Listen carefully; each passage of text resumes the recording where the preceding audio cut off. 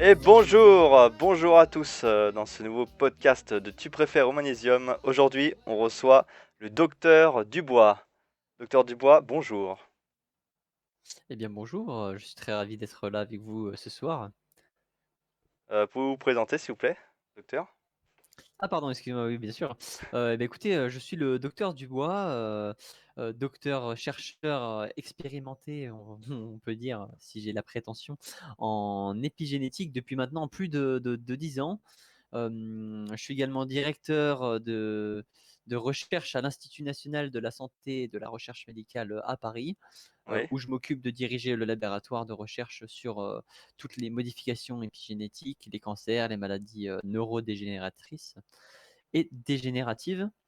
incroyable. Hem, je suis, particulièrement, spécialisé dans l'analyse de la méthylation de l'ADN et la modification de tout ce qui est histone, mais on y reviendra, plus tard, hein, ne vous inquiétez pas. Incroyable.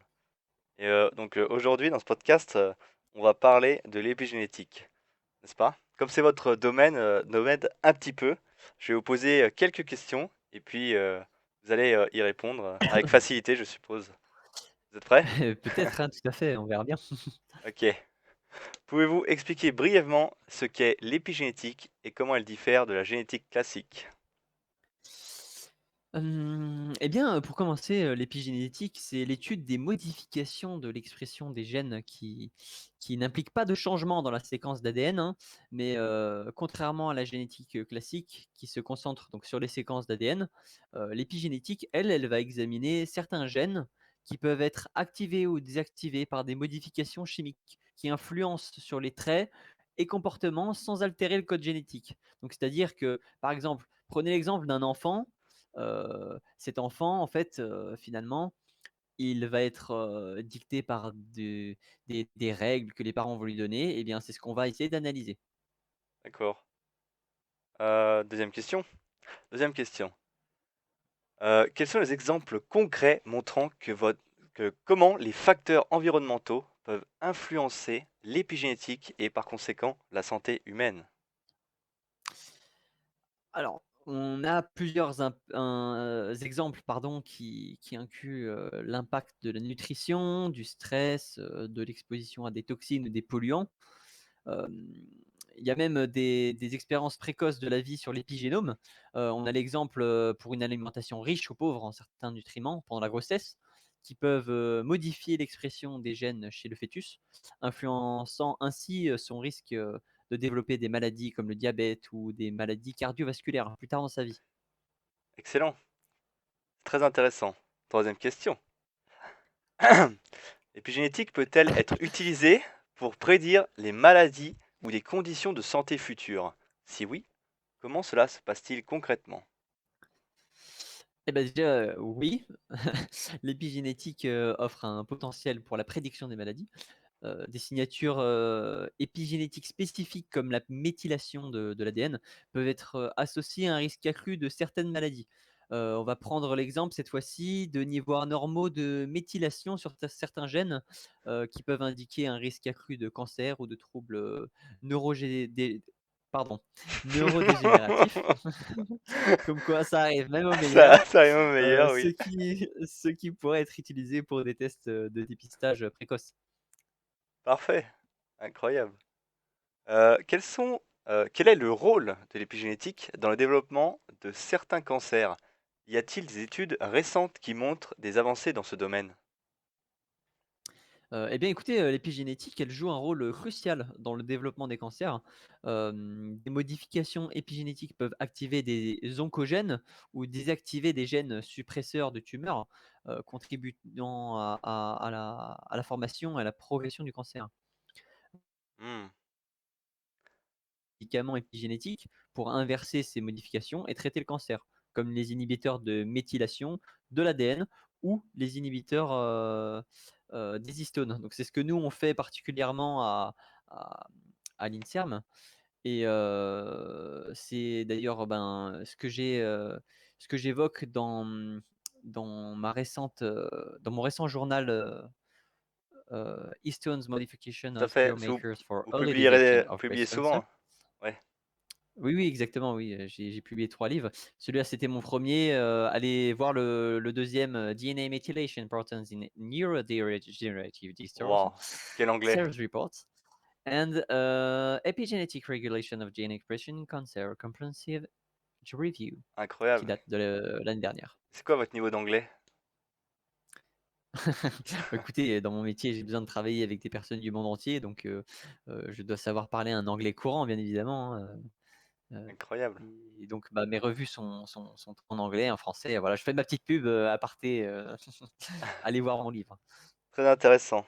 On était à quelle question? Là, c'était la Vous m'en avez posé 3 si je me trompe pas? d'accord, donc quatrième question. Ou 4 peut-être? Ah oui, et en effet. Donc, 5e question. Comment l'épigénétique influence-t-elle les débats sur la nature versus la culture, inné versus acquis? Est-ce que cela change notre compréhension du développement humain? Eh bien, écoutez, comme je vous disais tout à l'heure, avec l'exemple des l'épigénétique brouille les frontières entre l'inné et l'acquis, en montrant comment les expériences et les environnements, peuvent modifier l'expression des gènes hérités. Cela change notre compréhension du développement humain en soulignant que les traits ne sont pas seulement déterminés par l'ADN, mais aussi par l'interaction continue avec leur environnement tout au long de la vie. Donc c'est en sorte une éducation de la personne et par ce qu'il va vivre, qui va faire que justement, cette génétique va changer. D'accord. 6e question. L'épigénétique est souvent évoquée en lien avec le vieillissement. Quels sont les mécanismes épigénétiques qui influencent le processus de vieillissement? Eh bien le temps? Non, je plaisante. Des mécanismes, épigénétiques, comme la méthylation de l'ADN, la modification des histones et l'expression des ARN non codants jouent un rôle dans le vieillissement. Hem, Ces modifications peuvent accumuler des erreurs au fil du temps, altérant l'expression des gènes liés à la réparation de l'ADN, au métabolisme cellulaire et au processus inflammatoire, ce qui contribue ainsi au vieillissement et aux maladies liées à l'âge. Donc on en a aussi là-dedans. D'accord. Hem, Incroyable. incroyable. Question, qui pourrait intéresser, plus de monde, parce que, la science quand même, est, très intéressante dans certains domaines.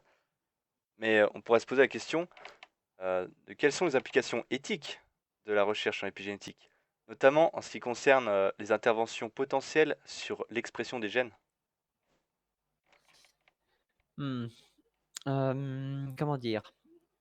Les implications éthiques incluent la possibilité de manipuler l'expression des gènes à des fins non thérapeutiques, ce qui pourrait conduire à des inégalités ou à des formes de discrimination génétique. Je ne sais pas si vous arrivez un peu à comprendre. Oui, oui.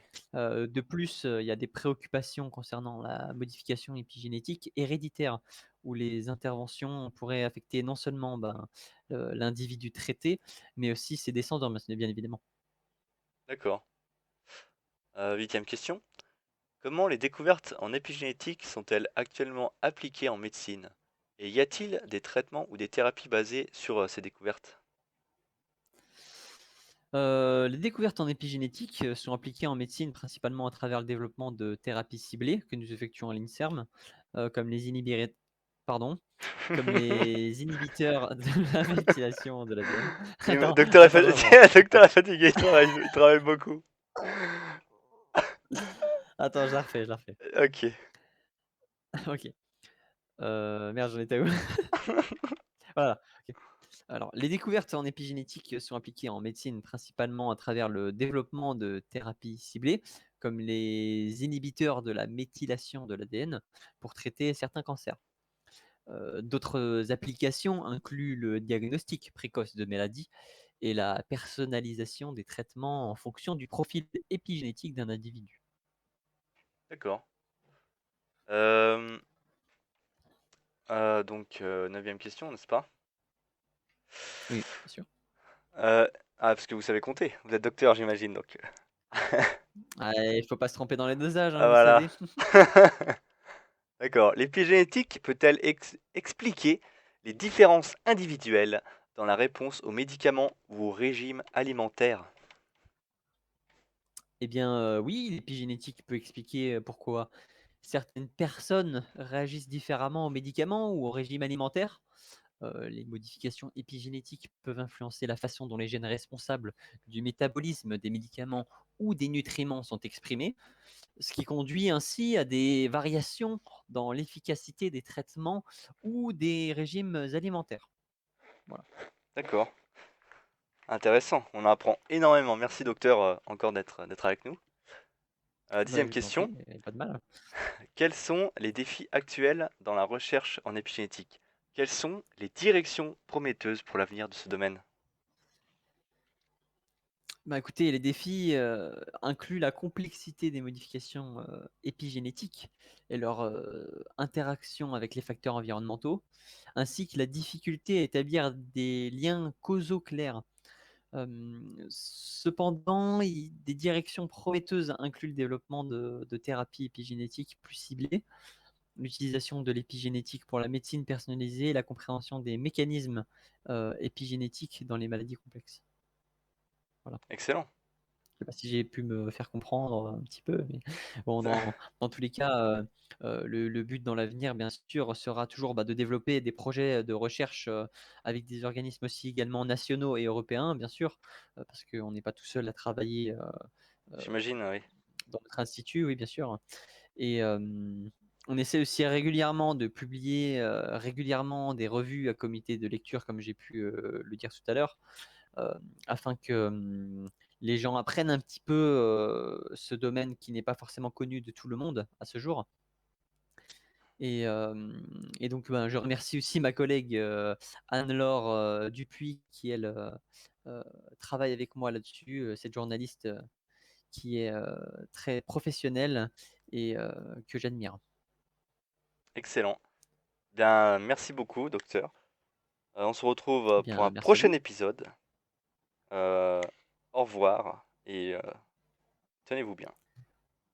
Au revoir, bonne soirée. Bonne soirée.